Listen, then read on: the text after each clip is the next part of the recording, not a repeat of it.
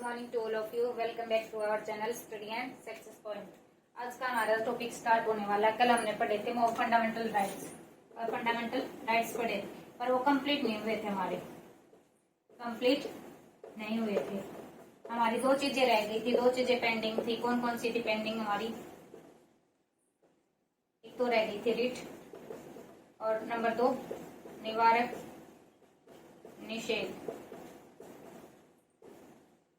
नियम या कानून।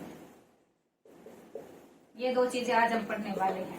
तो चलो अभी हम स्टार्ट करते हैं अपना रिट और निवारक निषेध अधिनियम। ये चीजें होने के बाद हमारा फंडामेंटल राइट सारी चीजें कंप्लीट हो जाएंगी। तो चलो अभी हम स्टार्ट करते हैं अपना रिट टॉपिक स्टार्ट करते हैं। चलो देखते हैं क्या कुछ है उसमें, क्या कुछ। देखो, रिट जारी करने को सुप्रीम कोर्ट को शक्ति प्राप्त है। शक्ति आर्टिकल 32 के अनुसार, परंतु हाई कोर्ट भी रिट जारी कर सकती है। उसको वो कौन से आर्टिकल के तहत? आर्टिकल 226 के तहत रिट जारी कर सकती है। अगर ना हमारे मौलिक अधिकार है, जो फंडामेंटल राइट्स है, उनका ना हनन हो रहा है, उल्लंघन हो रहा है, तो हम ना राइट सुप्रीम कोर्ट है ना राइट वो रिट जारी कर सकती है आर्टिकल 32 के तहत, और हाई कोर्ट जारी कर सकती है आर्टिकल 226 के तहत रिट जारी कर सकती है। रिट देखो कितनी होती है, 5 तरह की रिट जारी कर सकती है। 5 टाइप कौन कौन सी होती है? बंदी प्रत्यक्षीकरण, बंदी प्रत्यक्षीकरण। दूसरी कौन सी हमारी? परमादेश। तीसरी कौन सी हमारी? प्रतिषेध। चौथी कौन सी है? उत्प्रेषण। 5वीं हमारी अधिकार परीक्षा है। अधिकार प्रत्यक्षीकरण किसे कहते हैं? प्रमादेश में क्या होता है वो चीज मैं आपको बताती। बंदी प्रत्यक्षीकरण में क्या होता है? अगर किसी व्यक्ति को बंदी बना लिया गया तो सुप्रीम कोर्ट है ना, जो बंदी जिस अधिकारी ने बनाया है ना, उस ऑफिसर को आदेश दे सकता है कि बंदी को, जो बंदी व्यक्ति है ना, उसको सुप्रीम कोर्ट के सामने पेश किया जाए। ये चीज बंदी प्रत्यक्षीकरण होता है। बंदी प्रत्यक्षीकरण में क्या बताया गया है?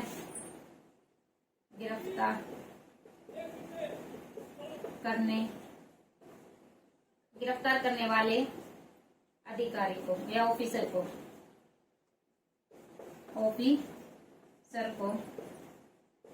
सुप्रीम कोर्ट आदेश देती है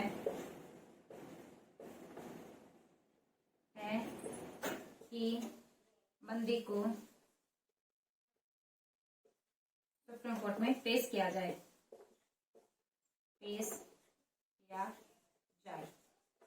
ये चीज है। सॉरी, एक मिनट। ये चीज बंदी को सुप्रीम कोर्ट के सामने पेश किया जाए। बंदी प्रत्यक्षीकरण में क्या होती है कि किसी व्यक्ति को बंदी बना लिया, जिस अधिकारी ने बंदी बनाया है उसको सुप्रीम कोर्ट आदेश दे सकती है। क्या आदेश दे सकती है? कि जिस व्यक्ति को बंदी बनाया है उसको सुप्रीम कोर्ट में जल्द से जल्द पेश किया जाए। ये होती है बंदी प्रत्यक्षीकरण में। अभी बात करते हैं हम परमादेश। परमादेश में क्या होती है कि सुप्रीम कोर्ट आदेश दे सकती है। किसको आदेश दे सकती है? किसको देगी? ऑफिसर को देगी। क्यों देगी? जो सार्वजनिक कर्तव्य का पालन नहीं करता ना, उसको सार्वजनिक कर्तव्यों का पालन करने का आदेश दे सकती है। बंदी प्रत्यक्षीकरण में तो क्या थी कि बंदी को सुप्रीम कोर्ट के सामने जल्द से जल्द पेश करने का आदेश दे सकती है। अभी परमादेश में क्या होती है कि सुप्रीम कोर्ट आदेश देती है ऑफिसर को, वो अपने सार्वजनिक कर्तव्यों का अगर पालन नहीं कर रहा हो ना, तो उनको अपने पालन करने का आदेश दे सकती है। प्रतिषेध लेख में क्या होती है कि अगर कोई ऑफिसर अपने क्षेत्राधिकार से बाहर कोई कार्य कर रहा है ना, बाहर कोई कार्य कर रहा है, तो सुप्रीम कोर्ट आदेश दे सकती है, आदेश देती है वो कार्य नहीं करने के लिए।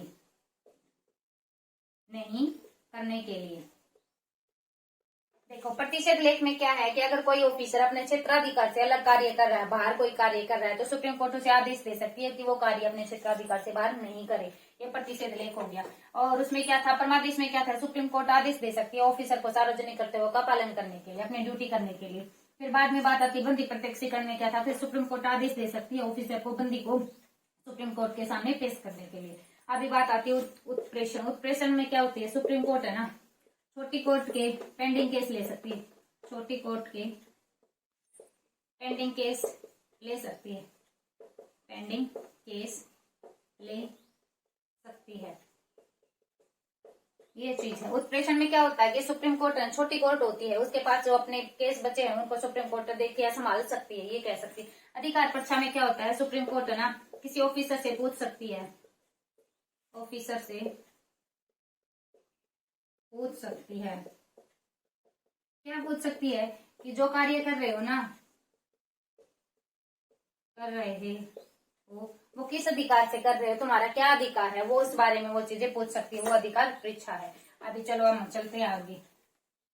ये हो गई हमारी रीट होती थी 5 प्रकार की। कौन कौन सी होती थी, बंदी प्रत्यक्षीकरण, परमादेश, प्रतिषेध, लेख, उत्प्रेषण, अधिकार परीक्षा। बंदी प्रत्यक्षीकरण में सुप्रीम कोर्ट क्या कर सकता है कि बंदी को ना सुप्रीम कोर्ट के सामने जल्द से जल्द पेश करने की आज्ञा दे सकता है ऑफिसर को। परमादेश में क्या होता है कि सार्वजनिक कर्तव्यों का पालन कर रहा है या नहीं कर रहा कोई ऑफिसर, उस चीज के बारे में आदेश दे सकता है। प्रतिषेध में क्या होता है कि अगर कोई ऑफिसर अपने क्षेत्राधिकार से बाहर कोई कार्य कर रहा है ना, तो उसको वो कार्य करने से मना कर सकता है कि ये तुम्हारे क्षेत्र में नहीं आता, ये कार्य तुम्हें नहीं करना। उत्प्रेषण में क्या होता है, छोटी छोटी कोर्ट होती है, उसके पास बहुत सारे पेंडिंग केस रहते हैं, उनको सुप्रीम कोर्ट देख सकती है। फिर अधिकार परीक्षा में क्या होता है कि किसी ऑफिसर से पूछ सकती है कि जो तुम कार्य कर रहे हो ना वो किस अधिकार से कर रहे हो, ये चीज सुप्रीम कोर्ट पूछ सकती है। तो ये थी हमारी रिट। चलो अभी हम ना अब भारतीय नागरिकों को कौन कौन, सॉरी एक मिनट, भारतीय नागरिकों को जो अधिकार प्राप्त है ना, कौन कौन से भारतीय नागरिकों को अधिकार प्राप्त है, वो आर्टिकल कौन कौन से हैं, 15, 16, 19 और 29 और 30। ये आर्टिकल तो सिर्फ भारतीय नागरिकों को प्राप्त है, परंतु भारतीय नागरिकों के साथ साथ विदेशी नागरिकों को भी कौन कौन से अधिकार प्राप्त है, भारतीय नागरिकों को के साथ साथ विदेशी नागरिकों को भी प्राप्त, विदेशी नागरिकों को भी प्राप्त है। कौन, भारतीय नागरिकों के साथ साथ उनको भी प्राप्त है, किसको, विदेशी नागरिकों को भी प्राप्त है। कौन कौन से, 14 और 14 के बाद आता है 20, 21, 21A, 22, 23, 24, 25, 26, 27 और 28। ये सिर्फ भारतीय नागरिकों को तो प्राप्त, भारतीय नागरिकों के साथ साथ विदेशी नागरिकों को भी प्राप्त है ये मौलिक अधिकार। और उसको भारतीय नागरिकों को कौन कौन से अधिकार प्राप्त है, 15, 16, 19, 29 और 30। ये थे हमारे अधिकार। चलो अभी हम पढ़ते हैं निवारक निषेध अधिनियम।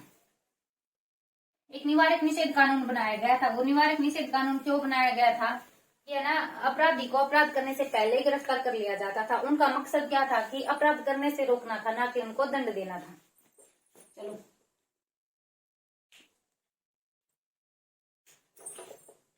निवारक निषेध कानून ये कब बना था, 26 जनवरी 1950 को बना था। पीएम कौन थे तब, जवाहरलाल नेहरू थे, ये हमारे पीएम थे। ये 1950 को बना था। इसका उद्देश्य क्या था, अपराधी को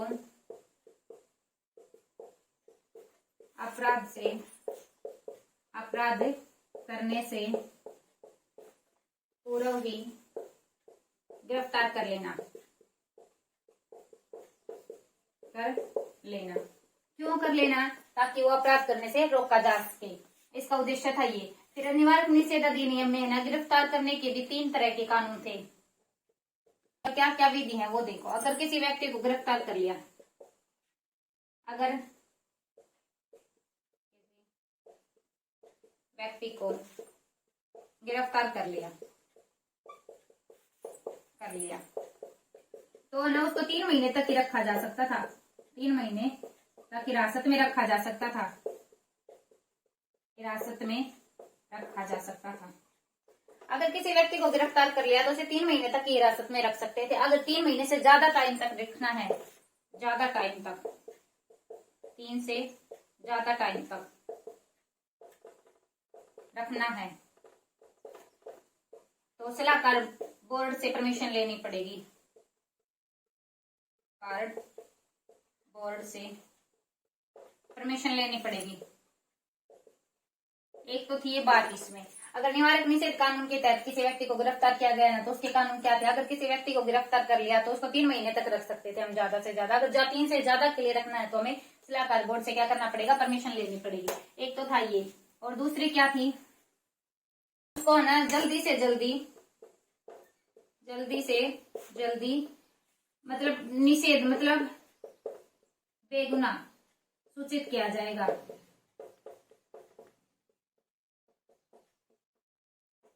मतलब जल्दी से जल्दी निषेध के आधार पर सूचित किया जाएगा।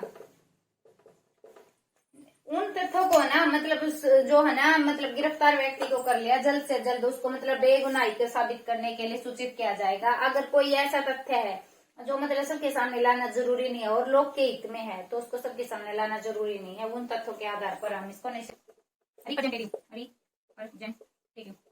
प्रस्तुत करने का अवसर दिया जाएगा, क्योंकि वो अपने बेगुनाही साबित कर सके इस चीज के बारे में वो करने का क्या दिया जाएगा? मौका दिया जाएगा। ये 3 चीज है। गिरफ्तार व्यक्ति को कर लिया, 3 महीने से ज्यादा गिरफ्तार में सकते करना है, सलाहकार बोर्ड से हम क्या करेंगे? सलाह मतलब परमिशन लेंगे। फिर बात क्या? गिरफ्तार व्यक्ति को जल्दी से जल्दी निषेध के आधार पर सूचित किया जाएगा। अब उसको निरस्त कर सकते हैं जो लोग मतलब लोगों की भलाई के लिए होगा, उसको सबके सामने लाना जरूरी नहीं है। तीसरा क्या है? गिरफ्तार व्यक्ति निषेध के विरुद्ध पेश करने का क्या कर सकता है? मौका या अवसर दिया जा सकता है। ये 3 चीज थी। अभी आगे चलते हैं। तो ये निवारक निषेध है ना, निवारक निषेध समवर्ती सूची का विषय है, समवर्ती सूची का विषय है। इसका उद्देश्य अपराधी को अपराध करने से रोकना है, ना कि दंड देना है। अभी कौन कौन से कानून बनाए गए? निवारक निषेध इसके अधिनियम के 3 कानून बनाए गए। कौन कौन से हैं? पहले देखो, फर्स्ट बताती हूँ। जैसे मीशा हो गया, पोसा हो गया, एनएसए हो गया, नेशनल सिक्योरिटी एक्ट हो गया, ये चीजें बनाई गई थी। अभी के बारे में हमने बताते हुए और ये निवारक निषेध अधिनियम कब है? जो आर्टिकल 22 का था ना, उसके बारे में है प्रिवेंटिव डिटेंशन। ये वाली चीज और टाडा और एक था कोटा। ये बनाए गए थे, ये कानून बनाए गए थे। ये कब बना था? हमारा 1980 में बना था। इसके ना इसकी फुल फॉर्म क्या थी? नेशनल सिक्योरिटी एक्ट था। कानूनी दर्जा कब मिला था इसको? कानूनी दर्जा 1981 में मिला था और 1984 में संशोधन किया गया था। 1984 में संशोधन किया गया था इसमें और इसको और भी कठोर बना दिया, संशोधन करके और भी कठोर बना दिया। और जो ये एनएसए है ना, नेशनल सिक्योरिटी एक्ट, अभी तक चालू है, अभी तक समाप्त नहीं हुआ, ये अभी तक चालू है। और ये किस लिए था? जो दंगे फसाद करते हैं ना उनको, जो सांप्रदायिक दंगे करते हैं उनको करने से रोकना था। देश के अंदर जो सांप्रदायिक दंगे करने वाले व्यक्ति हैं उनको रोकना था। ये तो था हमारा एनएसए। चलो अभी हम चलते आगे। पहले हम पढ़ते हैं निवारक निषेध अधिनियम। पहला कानून पढ़ते हैं, निवारक निषेध अधिनियम। पहले अधिनियम बना था वो कब बना था? ये 26 जनवरी 1950। 26 जनवरी 1950 को बना था। और ये समाप्त कब होना था? 1 अप्रैल 1951 को होना था। परंतु धीरे धीरे इसका लाइफ टाइम है ना बढ़ाते रहे। फिर बाद में कब खत्म हुआ? 1971 में खत्म हुआ था। देखो पहले का शुरू कब हुआ था? ये अधिनियम 26 जनवरी 1950 को बनाया गया था, पहला कानून। फिर 1 अप्रैल 1951 को समाप्त हो जाना था, परंतु समाप्त नहीं किया गया। 19 लाइफ टाइम इसका बढ़ाते 1971 में जाकर समाप्त हुआ। और इसमें 1 साल की सजा थी। 1 साल की सजा थी। 1 साल की सजा थी। इसका काम क्या था? जो है ना भारत की जो राष्ट्र तत्व विरोधी है ना, राष्ट्र तत्व विरोधी, इसका कार्य क्या था? जो राष्ट्र विरोधी तत्व है ना, जो भारत की प्रतिरक्षा के प्रतिकूल कार्य करते हैं। खत्म हो गई मैं भी। भारत की प्रतिरक्षा के प्रतिकूल कार्य करने वाले व्यक्तियों पर रोक लगाना था। इसका कार्य। देखो अधिनियम, निवारक निषेध अधिनियम, पहला अधिनियम कब बना था? 26 जनवरी 1950 को बना था। 1 अप्रैल 1951 को समाप्त होना था, परंतु नहीं समाप्त नहीं हुआ। लाइफ टाइम इसका बढ़ा के मतलब इसका आगे बढ़ाते रहे, 1971 तक कर दिया। फिर 1 साल की इसमें सजा सुनाई जाती थी। और इसका उद्देश्य क्या था? भारत की जो प्रतिरक्षा के प्रतिकूल कार्य करने वाले राष्ट्र विरोधी तत्व है ना, उनको खत्म करना था। ये चीज था हमारा ये। अभी हम बात चलते हैं आगे मीशा की तरफ। मीशा में क्या था? नंबर 2 MISA MISA, maintenance of internal security act. MISA की फुल फॉर्म क्या है? Maintenance of internal security act. ये कब हुआ था? मई 1971 में लागू हुआ था। जून 1971 में इसमें क्या हुआ था? कानूनी दर्जा मिला था, कानूनी दर्जा, ये लागू हुआ था, कानूनी दर्जा मिल गया और इसके लागू हो गया। फिर क्या था कि ये था ना जो 44वां संविधान संशोधन, अमेंडमेंट 1978 के विपरीत था, ये विपरीत था। इसमें क्या था? इसमें कहा गया था, इसमें क्या कहा गया था? कहा गया कि देश में इमरजेंसी होगी ना, देश में इमरजेंसी किसके तहत लगेगी? मीशा के तहत लगेगी।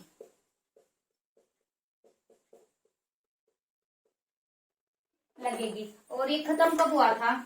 खत्म 1979 में खत्म हो गया था। सजा कितने दिन की थी? 21 महीने की इसमें सजा थी।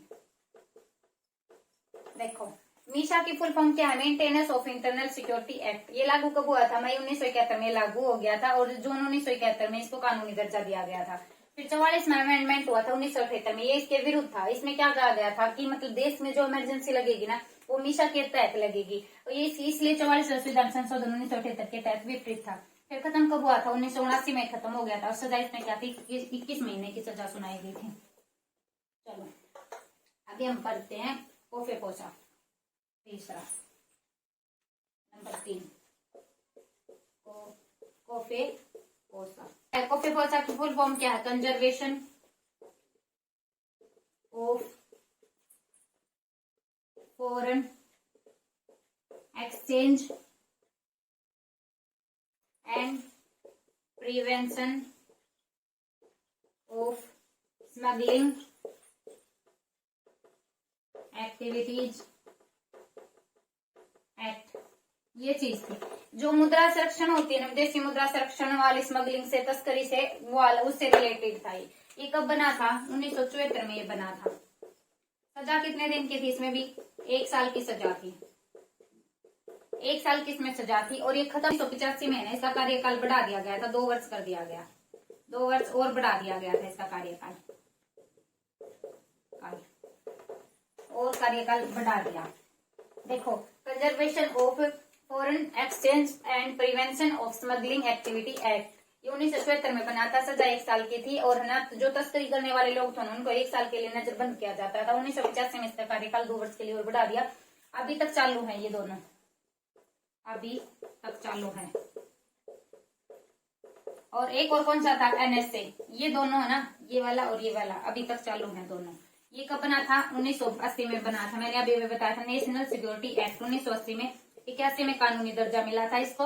और ये क्या करता है? सांप्रदायिक दंगे करने वाले लोग है ना, उन पर अपराधों को रोकना होता है। ये चीज थी हमारी। अभी हम चलते हैं अपना नेक्स्ट। 4 हो चुके हमारे, 2 रह गए, पोटा और टाडा। ये 2 चीज रह गए हमारे। अभी चलो टाडा की तरफ चलते हैं। Terrorist and disruptive activity act है, एक्ट हो गया। वो कब खत्म हुआ था? 1985 के बाद हुआ। 85 में शुरू हुआ, खत्म 1995 में खत्म हो गया। सजा कितने दिन की थी? 6 महीने की इसमें सजा सुनाई गई थी। और है ना जो अब तक जो कानून बनाए गए हैं ना उनमें सबसे कठोर था टाडा, सबसे कठोर कानून था। और इसका कार्य क्या था? देश में है ना जो भी आतंकवादी गतिविधियां करने वाले लोग उन पे रोक लगाना था। आतंकवादी गतिविधियों पर रोक लगाना था इसका उद्देश्य है। गतिविधियों पर रोक लगाना, रोक लगाना। देखो टाडा की फुल फॉर्म क्या है? Terrorist and disruptive activity act होता है। शुरू 1985 में हुआ था, खत्म 1995 में हो गया। सजा 6 महीने की थी और आतंकवादी गतिविधियों पर रोक लगाना इसका उद्देश्य था। और सबसे कठोर कानून किसमें बनाए गए थे? टाडा में ही बनाए गए थे। अभी हम चलते हैं टाडा के बाद चलते हैं पोटा पे। पोटो और ये है ना टाडा का ही एक रूप था, टाडा का ही एक रूप था। इसका उद्देश्य भी क्या था? आतंकवादी गतिविधियों का क्या था? आतंकवादी गतिविधियों